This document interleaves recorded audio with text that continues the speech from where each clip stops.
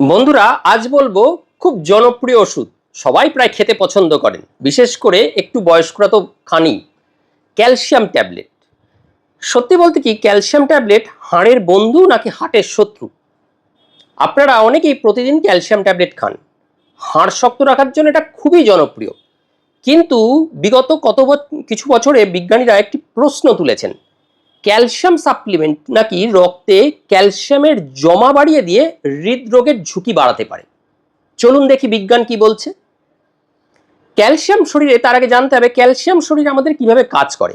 আমাদের শরীরের প্রায় 99% ক্যালসিয়াম হাড় ও দাঁতে থাকে, মাত্র 1% ক্যালসিয়াম রক্তে এবং কোষের মধ্যে থেকে হৃদস্পন্দন মানে হার্টের যে রিদম, এটা কন্ট্রোল করে, স্নায়ুর সংকেত, পেশির কার্যক্রম নিয়ন্ত্রণ করে। তাই রক্তে ক্যালসিয়ামের মাত্রা শরীর খুব কঠোরভাবে নিয়ন্ত্রণ করে। তাহলে সাপ্লিমেন্ট নিয়ে উদ্বেগ কেন? এই যে উদ্বেগটা কেন? কারণ আমরা যখন দুধ খাই, দই খাই, খাওয়ার থেকে ক্যালসিয়াম নিই, তখন তা ধীরে ধীরে শরীরে শোষিত হয়। কিন্তু একটি ক্যালসিয়াম ট্যাবলেট যখন আমরা খাই, রক্তে ক্যালসিয়ামের মাত্রা হঠাৎ কয়েক ঘন্টার জন্য খুব দ্রুত বেড়ে যায়। এটাকে বলা হয় ট্রানজিয়েন্ট পোস্ট পেরেন্ডিয়াল হাইপার ক্যালসিমিয়া, মানে খাওয়ার পর ক্যালসিয়ামের হঠাৎ রক্তে বেড়ে যাওয়া। গবেষকদের ধারণা, এই বারবার হওয়া ক্যালসিয়াম স্পাইক রক্তনালীর মসৃণ পেশিকোষকে অস্টিওব্লাস্ট লাইক সেলে রূপান্তরিত করতে পারে।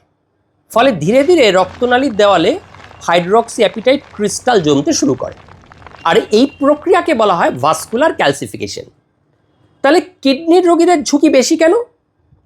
এই ক্যালসিয়াম খাওয়ার কিডনির রোগীদের বেশি ঝুঁকি কেন? বিশেষ করে যারা ক্রনিক কিডনি ডিজিজ বা সিকেডির ক্ষেত্রে বিষয়টি খুব গুরুত্বপূর্ণ। এ কারণেই, কারণ সিকেডিতে শরীরে ফসফেট জমে যাওয়ার একটা প্রবণতা থাকে, এবং FGF23 মানে fibroblast growth factor, cloth, parathyroid, এই হরমোনগুলোর ভারসাম্য নষ্ট হয়।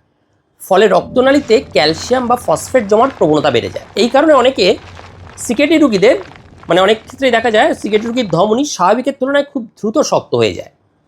তাহলে বিজ্ঞান কি বলছে? কিছু বড় মেটা অ্যানালাইসিসে ক্যালসিয়াম সাপ্লিমেন্টের সঙ্গে হৃদরোগের ঝুঁকির কিন্তু সম্পর্ক পাওয়া গেছে, তবে সব গবেষণায় একই ফলাফল পাওয়া যায়নি। এটা একটা আশার কথা।